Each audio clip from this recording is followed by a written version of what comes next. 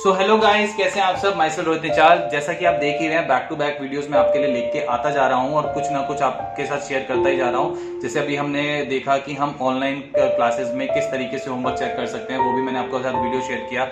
और अब मैं, जैसे आपने टाइटल में पढ़ ही लिया होगा, कि अब हम इस वीडियो में क्या करने वाले हैं कि 10th क्लास से रिलेटेड जो है एमसीक्यू बेस्ड क्वेश्चन जो आते हैं बोर्ड में और जो आने के चांसेस हैं, वो मैंने इसमें आपको पूरा डिस्कस करा है। तो आप इस वीडियो को लास्ट तक देखिएगा। साथ ही साथ मैं आपको एक बात बता दूं, जिस तरीके से कोविड के चक्कर में स्कूल्स में जो है थोड़ा सा इजी वे बनाने के लिए एमसीक्यू बेस्ड क्वेश्चन को ज्यादा अप कर दिया है, ज्यादा क्वेश्चन अब एमसीक्यू के आ रहे हैं। तो मैं आप लोगों को एक छोटी सी बात बताना चाहूंगा। अभी हम क्या करेंगे, 5 to 6 पार्ट्स वीडियो में, अभी जैसे पार्ट 1 है, ऐसे कम से कम 5-6 पार्ट मैं आपके साथ शेयर करूंगा।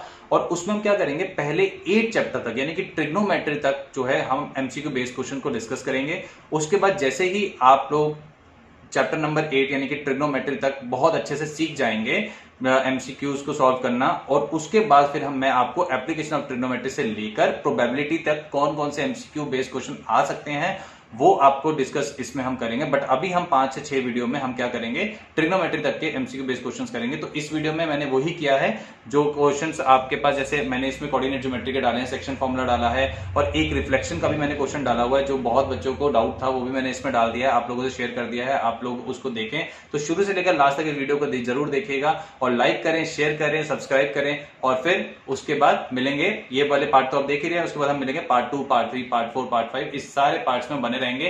तो जो मेरे वीडियो को अभी अभी देख रहे हैं, फटाफट आप इसको सब्सक्राइब करना है मेरे चैनल को, क्योंकि बहुत सारे पार्ट्स आने वाले हैं और बोर्ड तक हम तैयारी करेंगे और टॉप क्लास रिजल्ट लेके आएंगे। प्रॉमिस करते हैं हम दोनों एक से, आप भी मेरे से प्रॉमिस करो और मैं भी आपसे प्रॉमिस करता हूं। चलिए स्टार्ट करते हैं वीडियो। तो चलिए गाइस स्टार्ट करते हैं हमारे 10th क्लास का MCQ based question of mathematics, जो आपका 2020-21 में पूछे जाने वाले कुछ क्वेश्चंस मैंने इसमें डाले हैं। ये पार्ट 1 होगा और इसके बाद हम पार्ट 2 भी इसका डिस्कस करेंगे। ये हमारा पार्ट 1 है और इसके बाद हम इसका पार्ट 2 भी डिस्कस करेंगे नेक्स्ट वीडियो में। तो चलिए हम स्टार्ट करते हैं अपने फर्स्ट क्वेश्चन से।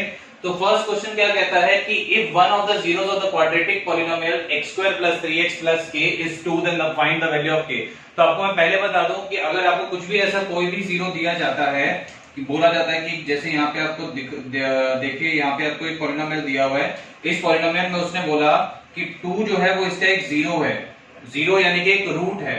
तो हम क्या करेंगे, इस 2 की वैल्यू को इस इक्वेशन में डाल देंगे इक्वल टू 0 करके, जो हमारे k की वैल्यू आएगी वो हमारा डायरेक्ट आंसर हो जाएगा। ठीक है, तो x² + 3x + k is equal to 0। ठीक है, तो अब हम क्या कर सकते हैं, यहाँ पे x की जगह हम 2 डाल सकते हैं, क्योंकि उसने बोला है कि 2 जो है वो इस क्वाड्रेटिक पॉलिनोमियल का एक जीरो है। तो x की जगह अगर मैं 2 डाल दूं, 2 का square + 3 × 2 + k is equal to 0, तो ये हो गया 4 + 6 + k इज इक्वल टू 0। तो 10 + k इज इक्वल टू 0, तो k की वैल्यू हमारी यहां से क्या आ जाएगी, -10। So the answer will be B. तो बी इसका ऑप्शन हो जाएगा।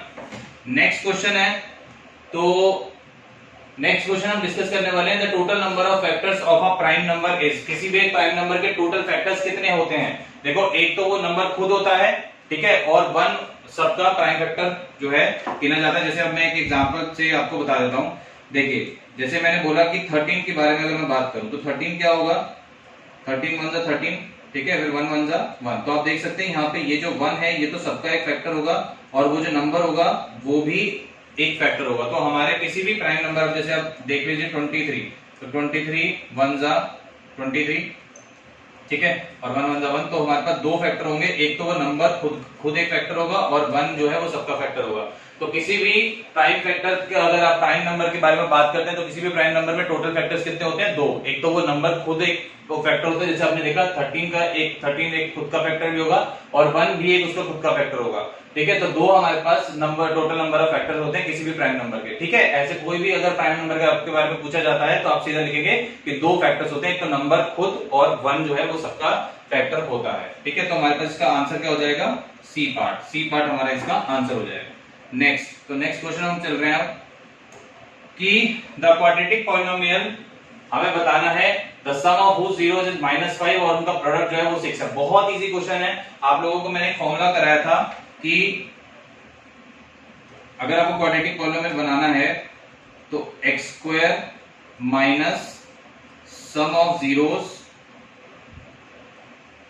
Into x plus product of zeros, ठीक है। तो देखो x square minus sum of zeros की वैल्यू कितनी दी हुई है बेटा, -5, ठीक है। तो ये मैंने यहाँ पे लिख दिया -5 और बाहर यहाँ पे x है और प्रोडक्ट ऑफ जीरोस की वैल्यू कितनी दी हुई है बेटा, 6, ठीक है। तो हमारे पास आंसर क्या होगा, x square plus 5x plus 6। देख सकते हैं x square plus 5x plus 6 हमारे पास ए ऑप्शन दिया हुआ है, तो A is the correct answer of this question, ठीक है। तो बहुत सारे क्वेश्चन मैंने इसमें डाले हैं, डिस्कस करेंगे। मजा आ रहा है तो फटाफट लाइक करते जाएं, शेयर करते जाएं, सब्सक्राइब करते जाएं और इस तरीके की वीडियो की आपको नोटिफिकेशन फिर आती रहेगी अगर आप सब्सक्राइब कर लेंगे, ठीक है। चलिए आगे चल रहे हैं। क्वेश्चन नंबर 4 देखिए बेटा, the value of k for which the system of equation has no solution. मैंने आपको क्या बताया था, जब भी आपको इस तरीके का क्वेश्चन आए ये कंडीशन देखो, ठीक है। तो नो सॉल्यूशन का मैंने आपको क्या बताया बेटा, नो सॉल्यूशन के लिए, ये जो नो सॉल्यूशन है इसके लिए मैंने क्या बताया है, a1 upon a2 is equal to b1 upon b2 is not equal to c1 upon c2, ये मैंने आपको बताया हुआ, ठीक है। तो अब जैसे आपके पास इक्वेशंस दी हुई हैं, मैंने आपको एक और चीज बताई थी अगर आपको याद हो तो, कि जब भी इक्वेशन जो भी होंगी उस इक्वेशन की सारी टर्म्स आपको लेफ्ट साइड में ही लिखनी होगी। जैसे आप देखिए यहाँ पे 3 राइट साइड में है ना, इसको लेफ्ट साइड में बेटा लेके जाना, तो कितना होगा, -3 इक्वल टू 0, ठीक है। तो आप देख सकते हैं यहां से a1 की वैल्यू कितनी आएगी, जो x के साथ होता है, जो x के साथ होता है वो a1 होता है, x का कोएफिशिएंट कितना है 1, y के साथ भी 1, तो a1 की वैल्यू हमारे पास हो गई 1, b1 की वैल्यू भी हो गई 1 और c1 की वैल्यू कितनी हो जाएगी -4। इस तरीके से यहां से a1 की वैल्यू कितनी हो जाएगी 2, b1 की वैल्यू कितनी हो जाएगी k, और सॉरी ये a2 हुआ, a2 की वैल्यू 2, b2 की वैल्यू k और c2 की वैल्यू कितनी हो जाएगी -3। समझ में आ रहा है ना बेटा, जो x के साथ होता है वो कोएफिशिएंट को हम चूज करते हैं। पहली इक्वेशन है इसलिए a1 b1 c1 लिया और दूसरी इक्वेशन को a2 b2 c2 लिया। अब यहां पे पुट करेंगे और इसका आंसर निकालेंगे। देखिए अब तो यहां पे a1 की वैल्यू कितनी है 1, a2 की वैल्यू कितनी है 2, b1 की वैल्यू कितनी है 1, b2 की वैल्यू कितनी है k is not equals to -4 upon में -3। तो ये तो हमें लेने की भी जरूरत नहीं है क्योंकि हमें तो सिर्फ k की वैल्यू निकालनी है, तो इन दोनों को हम यूज कर लेते हैं। तो यहां से 1/2 बराबर 1/k, तो दिस एम्प्लॉयज k की वैल्यू कितनी आ जाएगी 2। सो the correct option will be B। So B इसका करेक्ट ऑप्शन हो जाएगा, ठीक है जी। समझ में आ रहा है ना बढ़िया तरीके से। चलिए next question, the SCF and LCM of 12, 21 and 15 is. देखिए इसको भी बताता हूं मैं, बड़ा आसान तरीका है इसका भी, कुछ नहीं करना। जैसे अब 12 है ना बेटा, देखो 12 है ना, 12 को आप क्या लिख सकते हो 2 इंटू 2 इंटू 3, कहने को चाहे तो 2 स्क्वायर इंटू 3, ठीक है बेटा। 21 की अगर मैं बात करूं तो 21 को मैं लिख सकता हूं 3 इंटू 7, ठीक है। और 15 की अगर मैं बात करूं तो 15 की वैल्यू आ जाएगी 3 इंटू 5, ठीक। अब यहां पे क्या है, अगर मैं SCF की बात करूं, SCF का मतलब क्या होता है कि जो भी आपके पास जितने भी नंबर दिए हैं, जैसे यहाँ पे 3 नंबर दिए हैं 12, 21, 15, इन सब में कॉमन क्या आ रहा है, देखो 3 कॉमन आ रहा है, ठीक है। तो यहां से आप देख सकते हैं यहाँ पे 3 है, यहाँ पे भी 3 है, यहाँ पे भी 3 है। जो चीज सब में कॉमन होगी वो SCF कहलाई जाती है, ठीक है। तो दिस एम्प्लॉयज SCF की वैल्यू तो आ गई 3।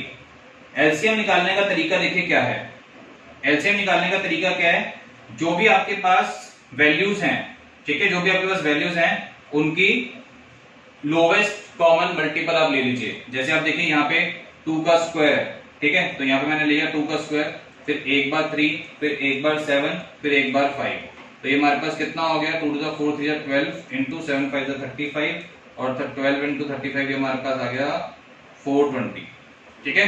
तो हमारे पास SCF कितना हुआ बेटा 3 और LCM कितना हुआ बेटा 420। तो ऑप्शन देखें तो हमारे पास ऑप्शन कौन सा सिलेक्ट हुआ, ऑप्शन बताइए, ये रहा 3 और 420। तो यहां से हमारे पास ऑप्शन जो होगा वो ऑप्शन कौन सा आ जाएगा, C is the correct answer, ठीक है जी। क्लियर यहां तक, चलिए आगे चलते हैं। AP अरिथमेटिक प्रोग्रेशन का एक क्वेश्चन आ गया, बहुत इजी चैप्टर अरिथमेटिक प्रोग्रेशन है ना। तो देखो अब पहले तो बाकी क्वेश्चन में क्या दिया हुआ है क्या नहीं दिया हुआ उसको हम बाद में देखेंगे। एपी का मतलब क्या है, एपी हम कैसे बताते हैं, जिसका कॉमन डिफरेंस सेम होता है। कॉमन डिफरेंस का मतलब क्या होता है, this minus this will be equal to this minus this, है ना। तो कह रहे हैं एक्स की आपको वैल्यू निकालनी है। अगर ये जो तीन कंसेक्यूटिव टर्म्स हैं ये एपी में, तो अगर एपी में है तो हम इनका डिफरेंस कंपेयर कर सकते हैं, है ना भाई, हम इनका डिफरेंस कंपेयर कर सकते हैं। तो अब देखो कैसे लिखूंगा मैं, x plus 10 minus 2x will be equals to 3x plus 2 minus x plus 10। मैंने एपी में बेटा यही सिखाया था ना कि सेकंड टर्म में से फर्स्ट टर्म माइनस करोगे जितना डी आएगा, और थर्ड टर्म में से सेकंड टर्म माइनस करोगे उतना ही डी जितना डी पहले आएगा उतना ही डी बाद में आना चाहिए, यानी कि कॉमन डिफरेंस सेम होना चाहिए। तो उसने बोल दिया कि ये एपी में है, अगर कोई चीज एपी में है तो उसका कॉमन डिफरेंस सेम होगा ही होगा, है ना। कॉमन डिफरेंस सेम है तो मैंने क्या लिखा, this minus this will be equal to this minus this. Clear, चलिए अब इसको करते हैं।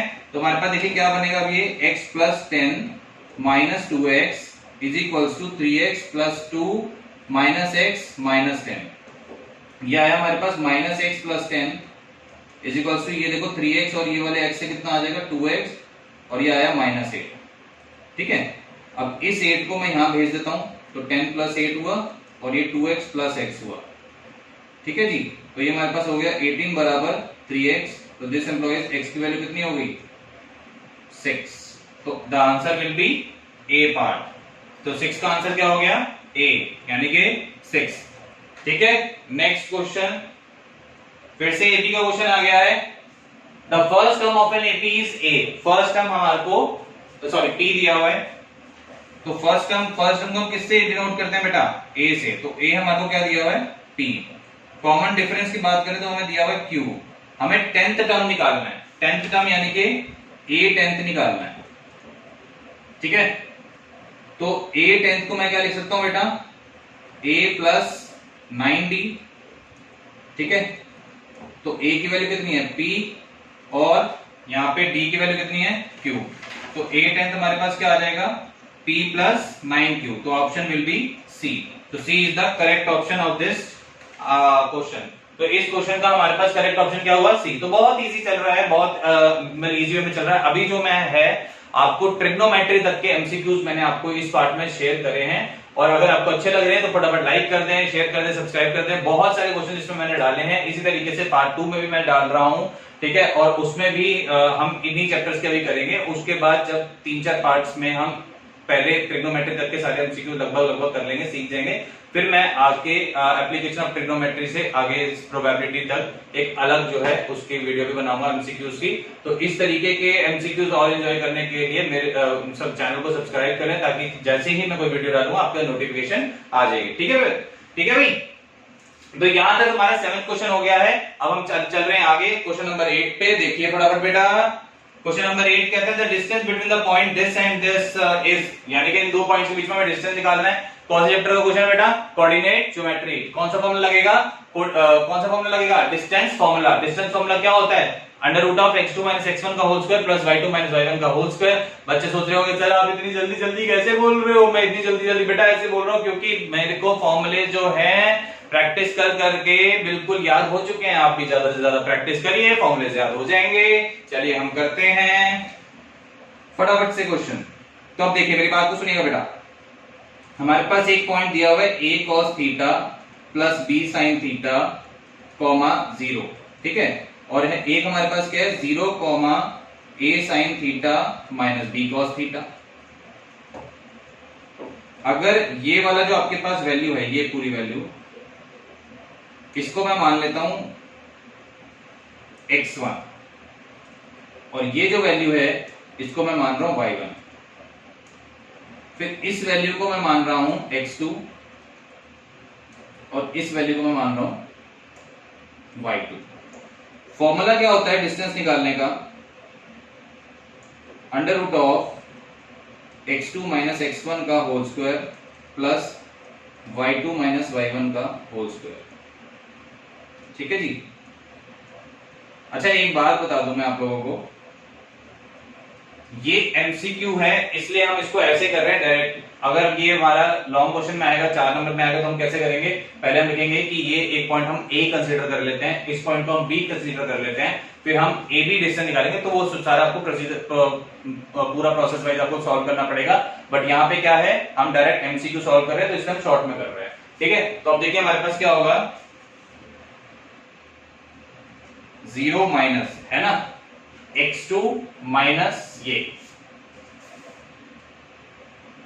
a cos थीटा, मैं नीचे कर देता हूं यहाँ पे, under root of 0 minus a cos theta plus b sin theta का whole square,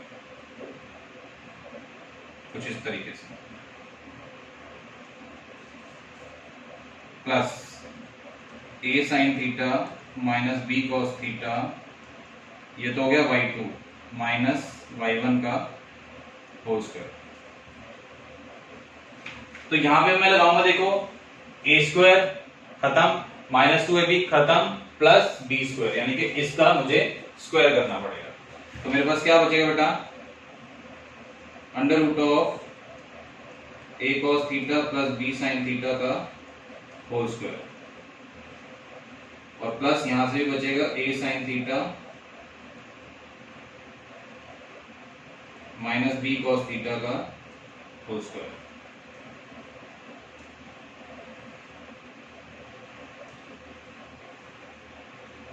which is equals to under root of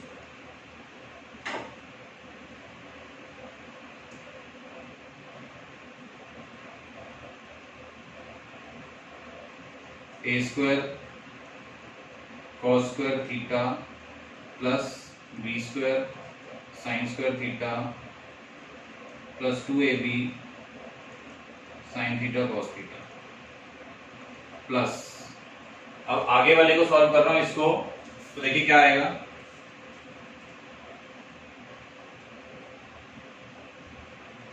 a square sine square theta minus 2ab sine theta cos theta plus b square cos square theta, ये और ये cancel हो जाएगा। ठीक है, अब जो बचेगा वो मैं ऊपर सॉल्व कर रहा हूं यहां पे बेटा।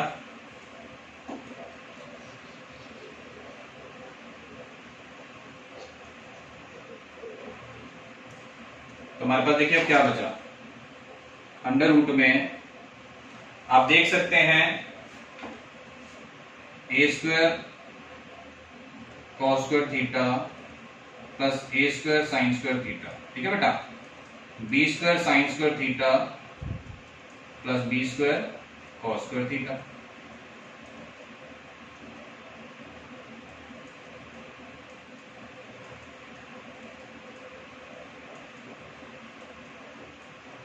इस तरीके से हम कॉमन ले सकते हैं इसमें। मैंने एक बार आप देख सकते हैं, मैंने यहाँ पे a स्क्वायर कॉमन ले लिया, अंदर बचा एक cos स्क्वायर थीटा प्लस यहाँ पे बेटा साइन स्क्वायर थीटा आएगा, तो ये मेरा cos square theta plus sign square theta मैंने कॉमन ले लिया यहाँ पे।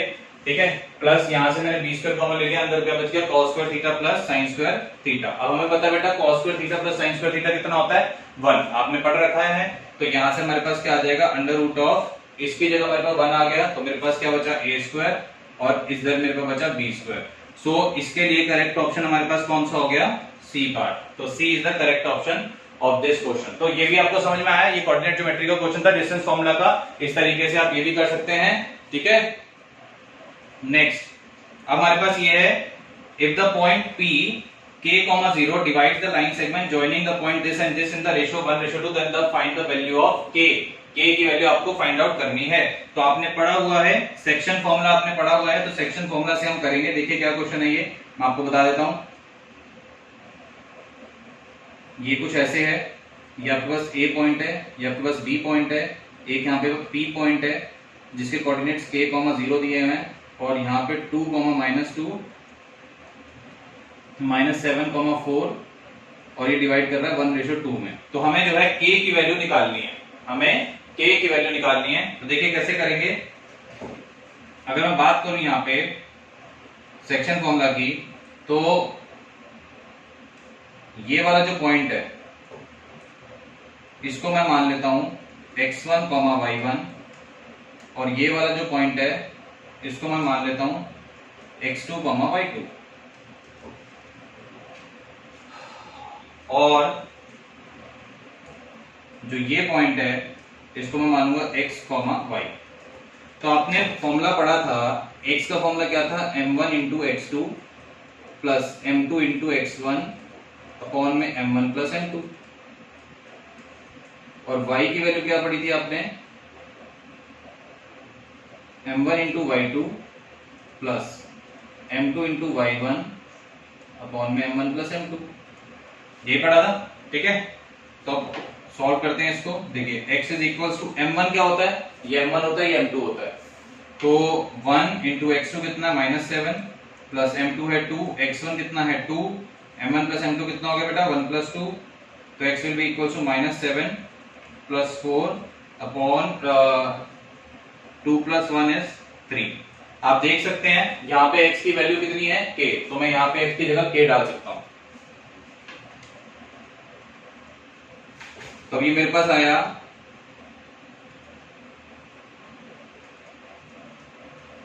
This implies k is equals to -1, तो k इज इक्वल्स टू हमारे पास -1 आ गया, तो D is the correct answer of this question. ठीक है ना। देखो बेटा मैं आपको एमसीक्यू रिवाइज करा रहा हूं, इसके लिए आपको पहले एक चैप्टर के सारे फॉर्मूलेज अच्छे से आने चाहिए। ठीक है, हाँ जी। नेक्स्ट है the coordinates of the point P lying on x axis which is equidistant. आपको मैंने एक बात बताई थी, जब भी कोई भी पॉइंट जिस एक्सिस पे लाई करता है वो एक्सिस का हम पॉइंट कंसीडर करते हैं। जैसे अब ये x एक्सिस की बात कर रहा है, तो x एक्सिस की बात कर रहा है, तो x एक्सिस वाला जो पॉइंट होगा वो जो भी आप पॉइंट कंसीडर करेंगे वो क्या होगा, x, 0। क्यों वो x, 0 होगा, क्योंकि वो x एक्सिस पे लाई कर रहा है, और अगर यही वो y एक्सिस पे लाई कर रहा होता तो हम क्या लेते, 0, y। ठीक है, क्लियर। तो अब देखिए कैसे करेंगे इसको। ये रहा आपके पास A पॉइंट, ये रहा आपके पास B पॉइंट, ये है -2, 0 और ये है 6, 0। ठीक, अब ये एक पॉइंट है x एक्सिस पे जिसको मैं मान रहा हूं P, उन्होंने बोला P मानना है, और x एक्सिस पे तो इसकी वैल्यू होगी x, 0। ठीक है, अब वो कह रहा है this point is equi distance from the A and B, यानी कि जितना डिस्टेंस इसका है उतना डिस्टेंस इसका है, तो मैं क्या बोल सकता हूं बेटा कि जितना PA होगा उतना ही PB भी होगा। ठीक है, तो PA बराबर PB है, तो इसका मतलब PA square equal to PB square भी होगा, है ना जी। तो अब अगर इसमें मैं डिस्टेंस फॉर्मूला लगाऊं तो बेटा क्या होगा, x प्लस 2 का होल स्क्वायर, देखो यही होगा ना, x प्लस x माइनस ये होल स्क्वायर, तो माइनस है तो प्लस हो जाएगा, तो x प्लस 2 का होल स्क्वायर, और 0 प्लस 0 का होल स्क्वायर वो तो लेने की जरूरत नहीं है, which is equals to x minus 6 का होल स्क्वायर। तो हमारे पास यहां से जो वैल्यू आएगी वो क्या आएगी, देखिए a square plus 2ab plus b square is equals to a square minus 2ab plus b square. x square से x स्क्वायर कैंसिल हो गया, ये 12x जो है मैं इस साइड ले आता हूं,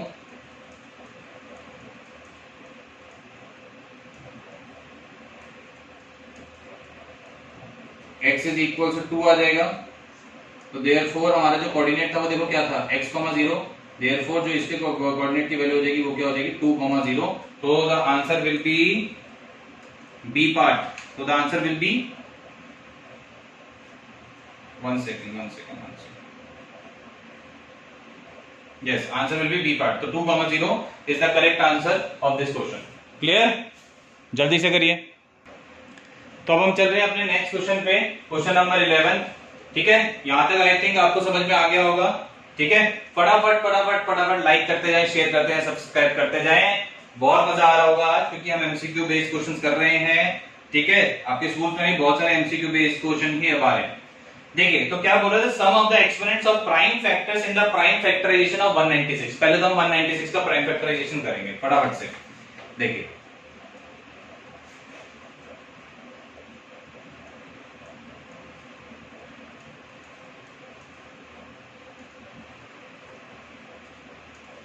ठीक है, अब उसमें क्या बोला था, sum of the exponents of prime factors in the prime factorization of 196। Prime factorization में देखो 196 का मैंने क्या लिखा, 2 की पावर 2 है, 7 की पावर 2 है, ठीक है। अब वो क्या है, जो आपके प्राइम फैक्टर्स इसमें आए हैं वो प्राइम फैक्टर्स का सम ऑफ एक्सपोनेंट आपको बताना है, वो प्राइम फैक्टर का सम ऑफ एक्सपोनेंट आपको बताना है। तो जैसा कि आप यहां देख सकते हैं, जैसे प्राइम फैक्टर हमारे पास यहाँ पे 2 और 7 है, तो इसकी पावर कितनी है 2 और इसकी पावर कितनी है 2। तो वो कह रहा है जो आपके पास एक्सपोनेंट्स आए हैं उनकी पावर, मतलब जो एक्सपोनेंट क्या है, यहाँ पे 2 है, यहाँ पे भी 2 है, उनका सम चाहिए। तो आपको क्या करना पड़ेगा, 2 + 2 कितना हो जाएगा 4। तो the answer will be B part. ठीक है बेटा, समझ में आ रहा है। तो इस तरीके के क्वेश्चन आपके आ सकते हैं बेटा। नेक्स्ट कह रहा है कि the HCF of the numbers k, 2k, 3k, 4k, 5k where k is any positive integer is। आप देख सकते हैं एचसीएफ क्या होता है, जो हाईएस्ट कॉमन फैक्टर होता है। हाईएस्ट कॉमन फैक्टर देखो इन सब में क्या है, इन सब में क्या है जो सब में कॉमन है, देखो k k k k सब में कॉमन है और नंबर ऐसा कोई भी नहीं है जो सब में कॉमन है। तो सीधा सीधा इसका आंसर क्या हो गया, बी पार्ट। तो बी पार्ट इसका आंसर हो गया। ठीक है बेटा, तो इसका आंसर डायरेक्ट हो गया बी। तो नेक्स्ट हम चल रहे हैं क्वेश्चन नंबर 13 पे। क्वेश्चन नंबर 13 ये कहता है कि the zeros of the polynomial, मतलब ये आपके पास एक पॉलिनोमियल दिया हुआ है, इसके जीरोस कौन से होंगे। चलिए फटाफट इसको सॉल्व कर लेते हैं।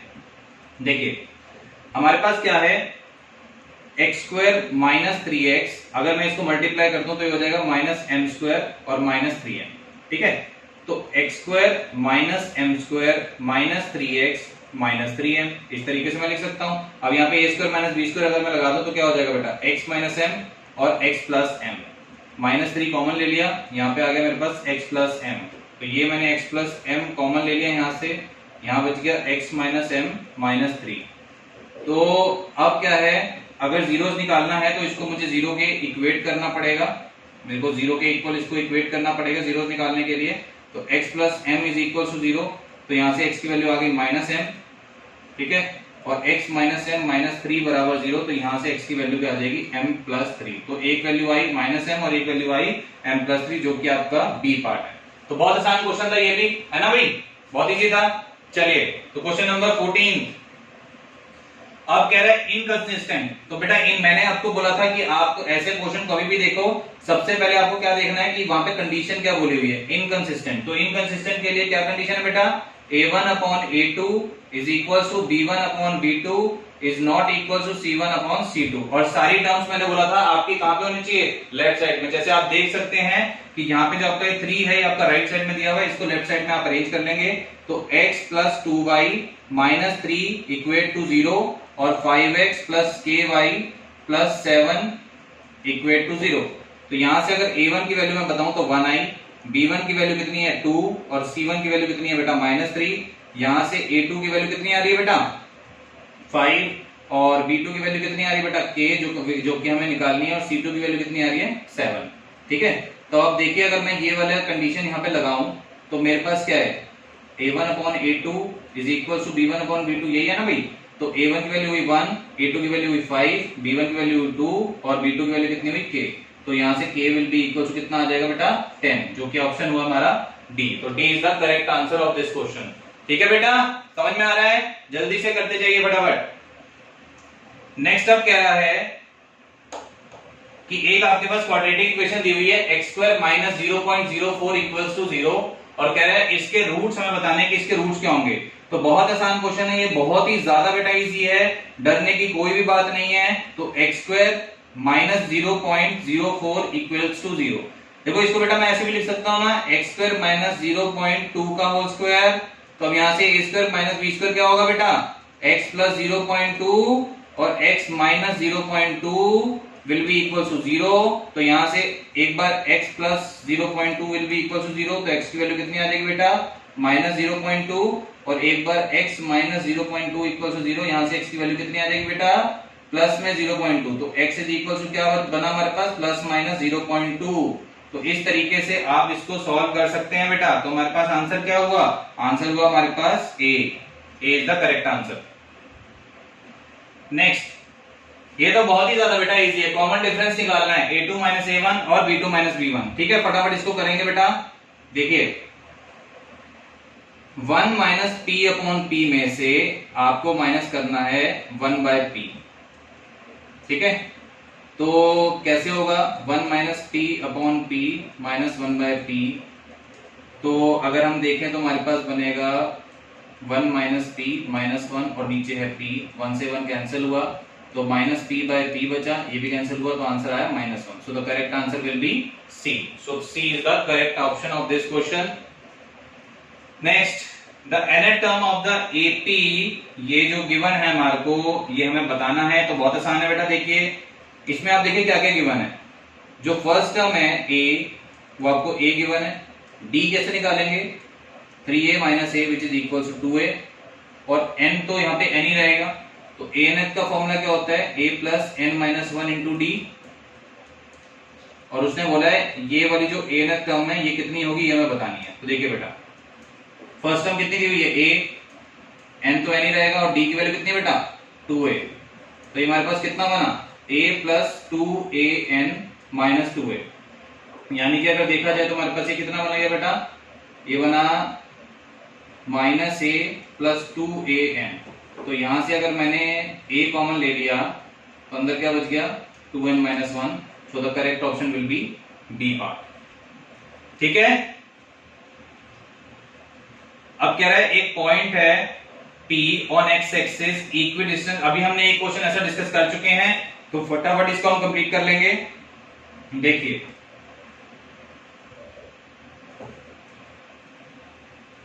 ये P पॉइंट है, ये A पॉइंट है, ये B पॉइंट है, ये -1, 0 है। एक्स एक्सिस पे कोई पॉइंट लाई कर रहा है तो x, 0 लिया जाएगा, और ये 5, 0 लिया जाएगा। ठीक है, तो अब वही है कि जितना PA है उतना ही PB है, यानी कि this implies PA square will be equals to PB square. तो आप देख सकते हैं मैं क्या लूंगा, x माइनस ऑफ -1 तो कितना हो जाएगा, x प्लस 1 का whole square will be equals to x minus 5 का होल स्क्वायर।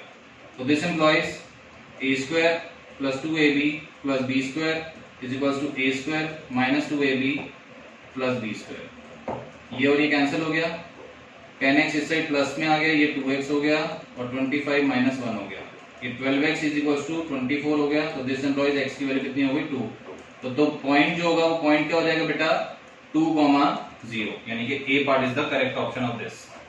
ठीक है जी, क्लियर है। नेक्स्ट, ये क्वेश्चन अच्छा है, ये क्वेश्चन जो है ये क्वेश्चन अच्छा है, ध्यान से सुनना बेटा। क्या बोला गया है, कह रहा है कि the coordinates of the point which is the reflection of point, ये -3 बेटा, -3,5 इन एक्स एक्सिस। मेरी बात को बिल्कुल ध्यान से सुनना, -3,5 जो है उसकी रिफ्लेक्शन आपको एक्स एक्सिस में देखनी है। तो बेटा ध्यान से सुनना, जिसकी भी रिफ्लेक्शन आपको जोन सी एक्सिस पे देखनी होती है उस एक्सिस का कोऑर्डिनेट चेंज नहीं होता है। जैसे अगर आपको एक्स एक्सिस देखना है ना, तो एक्स एक्सिस की अगर आपको इस पॉइंट की रिफ्लेक्शन एक्स एक्सिस पे देखनी है तो जो इसका एक्स कोऑर्डिनेट होगा उसका साइन चेंज नहीं होगा, दूसरे वाले का बस साइन चेंज कर देंगे। ठीक है, तो यानी कि इसका ऑप्शन क्या होगा, अगर एक्स एक्सिस वाला चेंज नहीं होगा तो ये तो -3 हुआ। ठीक है, और दूसरे वाले का हम साइन चेंज कर देंगे, ये 5 है तो वो क्या हो जाएगा -5।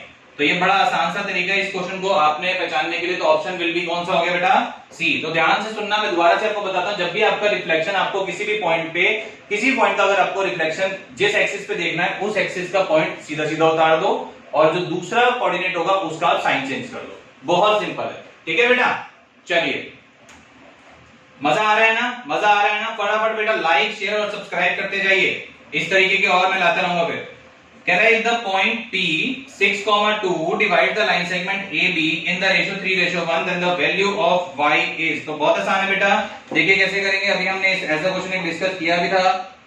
चलिए, तो ये है A, ये है B, ये है 6,5 और ये है 4,y, और यहाँ पे एक पॉइंट P दिया हुआ बेटा, ये 6,2 हमारे को बोला गया इसमें, ये 3:1 में इसको डिवाइड कर रहा है। तो अगर मैं सेक्शन फॉर्मूला इसमें लगाऊं बेटा, तो ये देखो, ये x है, ये y है।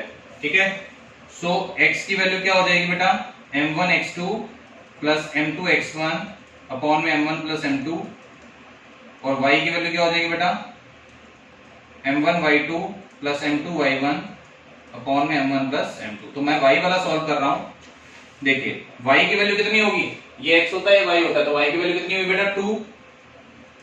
m1 क्या होता है, ये y2 क्या होता है, ये वाला, m2 क्या होता है, ये y1 क्या होता है, ये वाला, और नीचे m1 प्लस m2 कितना हो गया 3 प्लस 1। तो ये 2 is equal to 3y plus 5 upon में 3 प्लस 1 4, क्रॉस मल्टीप्लाई किया तो 8 is equal to 3y plus 5। तो अब ये 5 इधर चला जाएगा, तो हमारे पास क्या आया,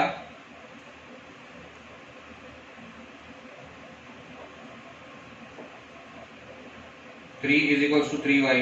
तो दिस इंप्लॉइज y की वैल्यू कितनी आ गई 1। तो यही हमें निकालनी थी y की वैल्यू, तो कितनी आ रही है बेटा y की वैल्यू 1। तो this is the correct answer. चलिए आगे चल रहे हैं आप। Given triangle ABC is similar to triangle PQR. अगर AB और AB अपॉन PQ 1/3 है तो area of triangle ABC upon में एरिया ऑफ ट्राइंगल पीक्यूआर क्या होगा। बहुत इजी है बेटा, अगर सिमिलर ट्राइंगल्स वाली आपने पढ़ी हो तो उसमें हमारे पास क्या था कि area of triangle ABC upon में एरिया ऑफ ट्राइंगल पीक्यूआर जो है वो किसके बराबर होगा, AB स्क्वायर अपॉन में PQ स्क्वायर। सिंपल सही है था ना भाई, इसका स्क्वायर अपॉन इसका स्क्वायर। यहाँ पे देखो, ये अगर AB ले रहे हो तो इधर से PQ लेना पड़ेगा, अगर AC लोगे तो इधर से PR लेना पड़ेगा। सीक्वेंस बहुत मैटर करता है बेटा इसमें। तो AB square upon PQ square कितना हो जाएगा, AB स्क्वायर कितना हुआ 1 और PQ स्क्वायर कितना हुआ बेटा 9। तो option will be B part. मजा आया। चलिए नेक्स्ट कह रहा है ABC is an equilateral triangle of side 2A। Equilateral triangle है जिसकी साइड 2A दी हुई है। देखिए बेटा,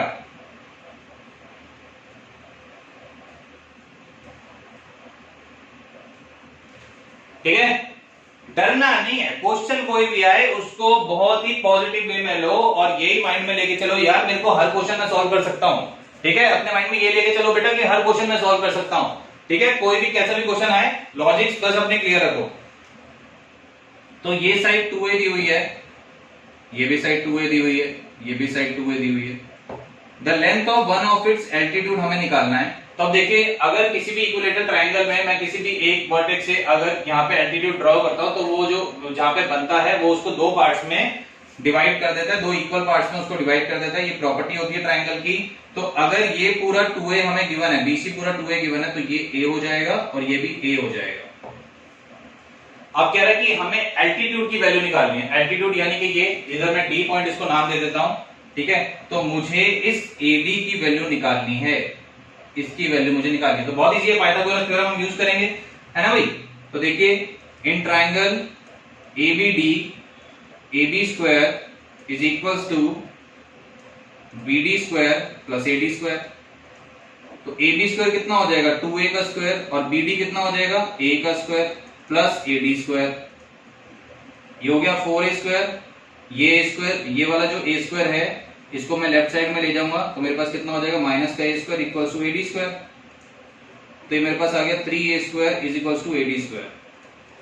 तो दिस इंप्लॉइज AD स्क्वायर मेरे पास कितना आ रहा है 3A स्क्वायर।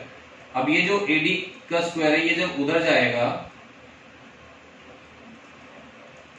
तो 3 का तो √3 बन गया और A स्क्वायर का कितना हो जाएगा बेटा A। तो AD इज इक्वल्स टू √3 है, तो option will B A is the correct answer of this question. ठीक है जी। चलिए नेक्स्ट, बहुत ही ज्यादा इजी क्वेश्चन आ गया, बहुत ही ज्यादा इजी क्वेश्चन आ गया। और इस क्वेश्चन के लिए मैं आपको एक चीज सजेस्ट करूंगा, ट्रिगो में आप एक चीज याद रखो, जो sin 60 होता है वो cos 30 होता है और जो sin 30 होता है वो cos 60 होता है। अब आप देखिए, यहाँ पे sin स्क्वायर 60 है, यहाँ पे cos स्क्वायर 30 है।